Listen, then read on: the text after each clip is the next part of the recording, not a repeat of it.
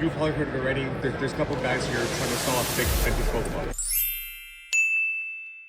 So I just came back from one of the largest card shows in Canada, and I'm here to show you how that went. Before we start the vlog, don't forget to subscribe. We are trying to hit 1K on this channel, and I'd love if you could be a part of that. So starting off, we went to a booth that was mainly plushie themed, and I do believe they were here in April at the same card show. So basically how this card show works is there's a spring one and a fall one every year. So we started at this booth, and I definitely think back in April, they had a bit of a better selection, but they did have this really cool Gengar plushie. I don't think he was for sale. I believe it said that he was already sold or that he was just for display or something. There was mainly 5 or 6 sets, I want to say, that I saw continuously throughout the card show, and that was 151, Fusion Strike, Surging Sparks, Evolving Skies, and then, you know, vintage cards.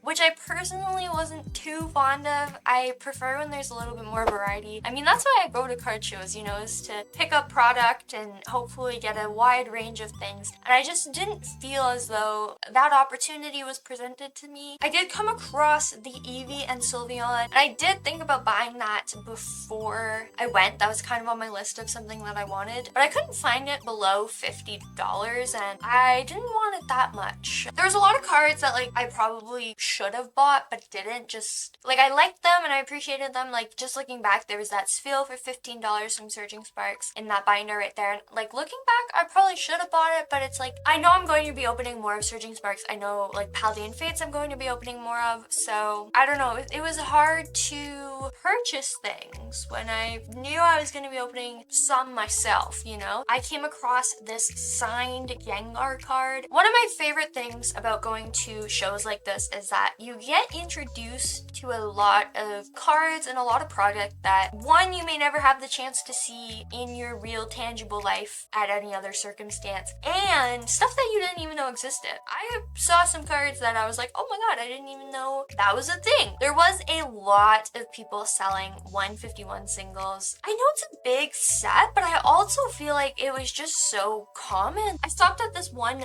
booth. I don't think I filmed it, but I do film what I got later, and I saw a case of Shrouded Fable mini tins, and I was like, okay, Shrouded Fable. Anyways, and in there was one lone 151 mini tin, and they were all priced at $10, and I was like, no way, this is $10. 2 packs of 151 for $10. I can't even buy that at the store for $10. That's literally half off. A mini tin in Canada at like a store like GameStop or Walmart is $20, like with tax and stuff. It didn't have anything in it, but it's a win for me in any case. I'm counting it, okay? We stopped, I believe these booths were actually right across from each other. If not, they were definitely in the same area. And there was this guy selling 151 ETBs for $110. He was actually talking to a guy, and he said, yeah, like, we priced them to sell, and he sold out the other days that the show was, because I was actually there on the last day. I came across this graded, I can't remember if it was PSA 9 or PSA 10, Vaporeon promo card, which I really love. Love the evolutions for $40, and I did really consider buying it, but it was pretty and I liked it, and I was like, maybe, but I decided not to. So we decided to move into a different section of the hall. I think there was like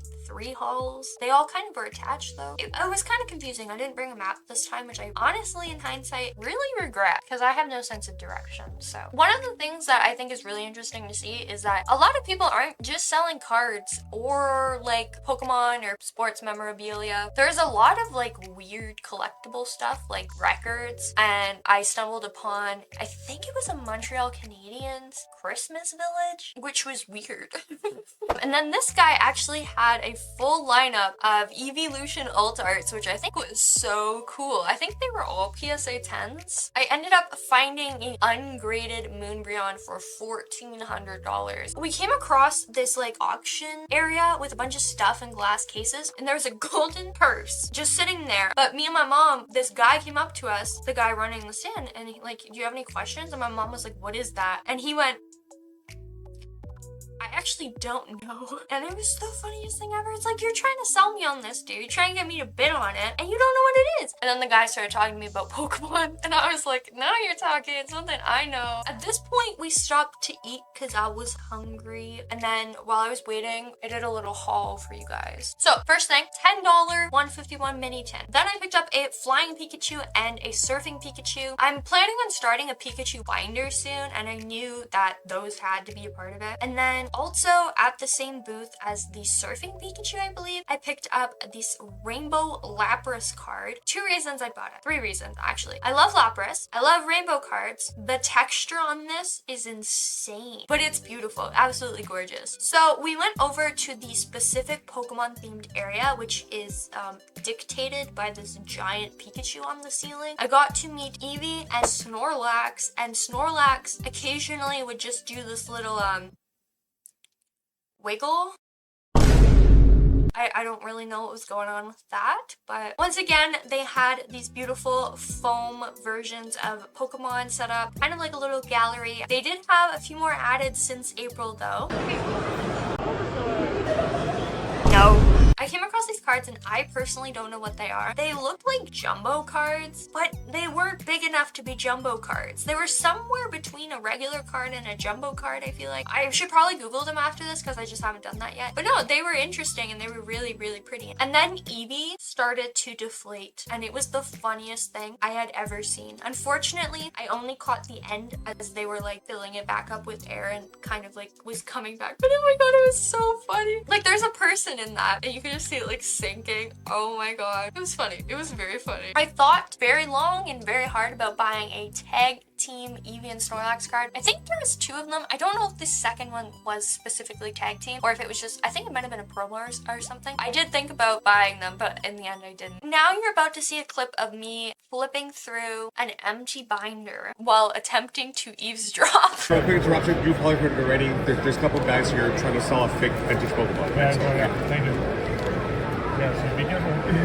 They literally... I don't think that was slick in any way, shape, or form. The reasoning behind that is some guy was going around and alerting the booths that somebody was selling fake vintage cards, and I was very curious. They did not know who it was. I don't know if it was even true in the end, but I actually came across a full sheet of base set. I actually didn't get a close enough look at it to define what set it was, but that was really cool to see with my own 2 eyes. We then stopped at this booth and they had a lot of fun stuff going on. The first thing that I bought from them was a mini PSA slab keychain, which was really, really cute. They had a bunch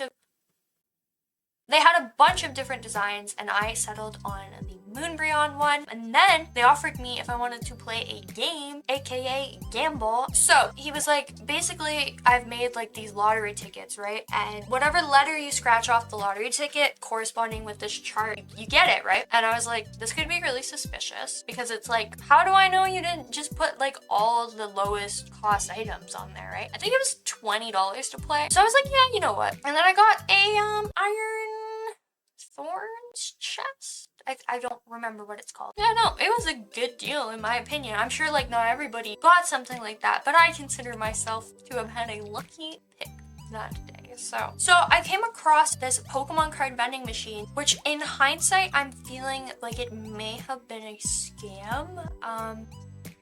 So this kid goes in front of me, does it, and he got, no, bear with me here because I really don't know how to pronounce this, a Regieleki? I don't know how to pronounce them. Anyway, he got that, and then I did it, and I got the exact same thing. Who filled the vending machines with the Regielekis? Are they called Regielekis? I think we spent probably around 5 or 6 hours at the card show. I'm gonna show you my little haul here. I didn't film me opening the product, but don't worry, I literally didn't get anything, so you didn't miss out on anything. Okay, I'm gonna show you what I got. So I got this PSA slab keychain, and it's a Umbreon VMAX Moonbreon, and on the back it's like a little, I have a Pokemon themed backpack, which is a weird thing to say, but it's a mini backpack and it has Eevee, Pikachu, all that fun stuff on it, and all the keychains that I get in the advent calendars at Christmas time, so I might add him to that bag. And then I bought this Pikachu for $10. He's chunk, he's your little chunky little baby. I love him. And then I bought 4 cards. So I bought the Lapras, and I'm going to show you the Lapras out of the sleeve just because you need to see the texture in full capacity. I don't even know if my camera can do it justice. Like, it's gorgeous. It's almost got kind of, it reminds me of the Bubble Mew.